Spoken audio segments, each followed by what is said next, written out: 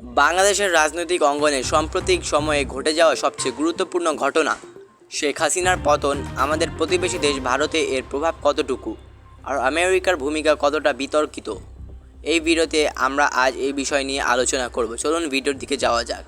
2023 সালে নির্বাচনের আগে ভারত সরকার আমেরিকার উপর চাপ সৃষ্টি করতে শুরু করে শেখ হাসিনার উপর থেকে চাপ কমাতে। ভারত যুক্তি দেয়, শেখ হাসিনার পতন হলে বাংলাদেশে চরমপন্থী ইসলামী গোষ্ঠীগুলোর উত্থান হতে পারে, যা ভারতের নিরাপত্তার জন্য হুমকি। এই পরিস্থিতিতে ভারত তার কৌশলগত স্বার্থ রক্ষা করতে আমেরিকাকে আহ্বান জানায় যে তারা যেন শেখ হাসিনা সরকারের উপর অতিরিক্ত চাপ প্রয়োগ না করে।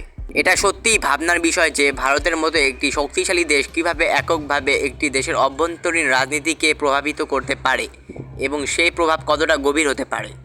2023 সালের দিকে যখন বাংলাদেশের রাজনৈতিক অবস্থা ক্রমশ উত্তপ্ত হচ্ছিল, তখন ভারত তার প্রতিবেশী বাংলাদেশের সরকারকে রক্ষা করতে উঠে পড়ে লাগলো।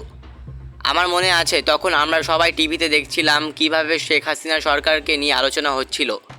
বিদেশি কূটনীতিকরা কিভাবে হাসিনাকে সমর্থন দিচ্ছিলেন বা কিভাবে তাকে নিয়ে নীরব থাকছিলেন। ভারত তখন আমেরিকার কাছে বরাবর বলছিল, শেখ হাসিনাকে সমালোচনা করা বন্ধ করুন। আমাদের জন্য এটা শুধু রাজনীতি নয়, এটা অস্তিত্বের লড়াই। সত্যি বলতে ভারতের উদ্বেগ তখন বাংলাদেশের পরিস্থিতি নিয়ে শুধু নিরাপত্তা নয়, বরং তাদের স্বার্থের সঙ্গে গভীরভাবে জড়িত ছিল। বাইডেন প্রশাসন মূলত গণতন্ত্র প্রতিষ্ঠার নীতি নিয়ে কাজ করছিল, তবে শেখ হাসিনার সরকারকে ঘিরে আমেরিকার কঠোর অবস্থান শেষ পর্যন্ত ভারতের কৌশলের কারণে নরম হয়। বাংলাদেশের জনগণ অনেকেই এই পরিস্থিতিতে হতাশ হয়েছিল, কারণ তারা চেয়েছিল একটি সুষ্ঠু নির্বাচন এবং গণতান্ত্রিক ব্যবস্থার পুনঃপ্রতিষ্ঠা। আমেরিকা তখন গণতন্ত্র নিয়ে তাদের অবস্থান স্পষ্ট করছিল। তারা বলছিল, যে সরকার জনগণের মতামতকে সম্মান করে না, তাদের সঙ্গে আমরা কেমন করে কাজ করতে পারি। কিন্তু ভারত তখন একদমই এর পক্ষে ছিল না। তখন ভারত আমেরিকার উপর চাপ সৃষ্টি করলো, আপনারা শেখ হাসিনাকে সমর্থন করুন, না হলে আমাদের জন্য পরিস্থিতি বিপজ্জনক হবে। আমার মনে হয় এমন অনেক দেশই আছে যারা বড় শক্তির কূটনীতির শিকার হয়, আর বাংলাদেশ তার এক উদাহরণ। একজন সাধারণ নাগরিক হিসেবে আমি ভাবি, আমাদের স্বাধীনতা কি সত্যিই স্বাধীন, নাকি অন্য কেউ আমাদের ভাগ্য নির্ধারণ করে দিচ্ছে? কিন্তু সব কিছু বদলে গেল যখন বাংলাদেশের মানুষ নিজেদের কথা বলল। তারা শেখ হাসিনার বিরুদ্ধে রাস্তায় নামলো, শত শত মানুষ বিক্ষোভ করলো। তখন শেখ হাসিনা আর থাকতে পারলেন না, তাকে পালিয়ে যেতে হলো ভারতে। এই ঘটনা শুধু আমাদের দেশের নয়, দক্ষিণ এশিয়ার রাজনীতিতে বড় ধরনের ধাক্কা দিল। ভারত ও আমেরিকা এখন নিজেদের কৌশল নতুন করে ভাবতে শুরু করেছে। মজার ব্যাপার, শেখ হাসিনার পতনের পর ভারতের প্রধানমন্ত্রী নরেন্দ্র মোদী মোহাম্মদ ইউনূসকে শুভেচ্ছা পাঠালেন, যিনি এখন বাংলাদেশের অন্তর্বর্তী সরকার পরিচালনা করছেন। আমার মনে হয় এটা বোঝানোর জন্য যে কূটনীতি কখনো স্থির থাকে না, যেখানে স্বার্থ সেখানেই সমর্থন। একজন বাংলাদেশি হিসেবে আমি বাংলাদেশের পরিস্থিতি নিয়ে অত্যন্ত উদ্বিগ্ন।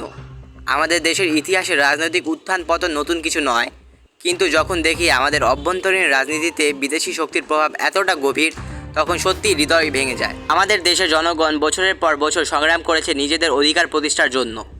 1971 সালে আমরা যে স্বাধীনতার যুদ্ধ করেছি, সেই স্বাধীনতা শুধু বিদেশি শাসনের অবসান নয়, বরং নিজেদের রাজনৈতিক এবং সামাজিক ক্ষমতা নিজের হাতে তুলে নেওয়ার সংগ্রাম। অথচ আজ আমরা দেখতে পাচ্ছি যে সেই স্বাধীনতা যেন আবারও অন্য কোনো বড় শক্তির হাতে আটকে যাচ্ছে। ভারত এবং আমেরিকার মতো শক্তিশালী দেশগুলো যখন আমাদের অভ্যন্তরীণ বিষয়ে সিদ্ধান্ত নিতে প্রভাব বিস্তার করে, তখন আমি একজন বাংলাদেশি হিসেবে নিজেদের স্বাধীনতা নিয়ে প্রশ্ন করি। আমাদের জনগণের ইচ্ছা এবং কণ্ঠকে কেন বিদেশি শক্তির সাথে আপোষ করতে হবে? আমরা বাংলাদেশিরা আমাদের নিজেদের নেতৃত্ব নির্বাচন করার অধিকার রাখি। শেখ হাসিনা যতই সমালোচিত হোক না কেন, তার পরিবর্তন বা স্থিতিশীলতা আমাদের দেশের জনগণ ঠিক করবে। দেশের নেতৃত্ব নির্বাচন আমাদের স্বাধীনতার প্রতীক, এবং সেই স্বাধীনতার হুমকির মুখে পড়ে যদি বিদেশি দেশগুলো নিজেদের স্বার্থ রক্ষায় আমাদের ভবিষ্যৎ নিয়ে খেলতে থাকে। আমি মনে করি আমাদের জনগণের কণ্ঠ এবং সিদ্ধান্তই দেশের ভবিষ্যৎ নির্ধারণ করবে, কোনো বাইরের শক্তি নয়। শেষ পর্যন্ত বাংলাদেশের রাজনৈতিক পরিবর্তন শুধু বাংলাদেশের জনগণের উপর নির্ভর করা উচিত। এই পরিস্থিতিতে ভারত ও আমেরিকার ভূমিকা দেখিয়ে দেয় যে আন্তর্জাতিক সম্পর্ক এবং কৌশলগুলো কতটা জটিল এবং কিভাবে একটি দেশের অভ্যন্তরীণ রাজনীতিতে বড় দেশগুলো প্রভাব ফেলতে পারে।